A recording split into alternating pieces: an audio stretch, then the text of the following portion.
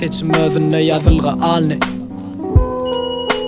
Dünya sırlan mazarları tapavudun bilen oklar hikaye bilen rivayatın mihmanın gurumları hikaye ya rivayat mı dongan yürekler azan ok yasıra daman yerine bitse de gül yeter ağlamasın eneler bir cegezek eceniz aydın sevgi sözüm bir cegezek bize del sol perişte yalvarın bir cegezek minnettarlık aydın hep de bitti mihman deyin zal.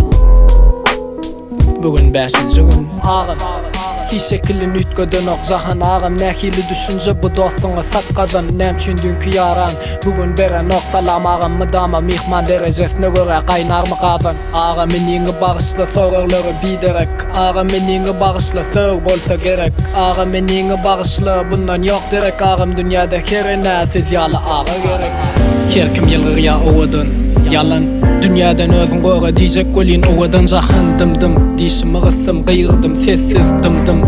Şemal besesin esmesin Söygü pikirle mütkan ok yönü azat asteroid yali Diyenler bolan ok aydın atmasınlar pali Kitaplar satya aklım uğut bahası bu eyyem del köçansın götü Yanlış mangati görüm TV'ni açıp inanan gidecektim Bilmedim kaçıp Hemenem tanayan onu içiptik çay adı yadımı düşen ok Yatladım adım mihman bersiminki diyen yerine kesek kıralen kevarit görünmez kalplarda uğrulan tart kemahal güçsüz hakiki fakt Sebebi yalan eye hakikat tatlı jaket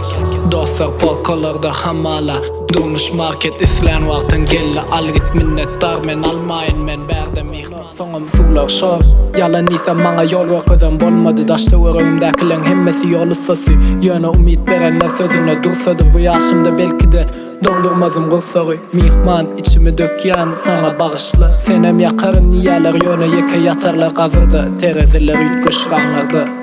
Her bennesine avray versin yaradan Men melankolik däliflegim döwreyni yazmak Ingulu baylyk jahilliga mazar azmak Amrylygma düşünen ok menden başga hiç kim kıssalam gamry Sebäp rahat däl içim Men melankolik däliflegim döwreyni yazmak Ingulu baylyk jahilliga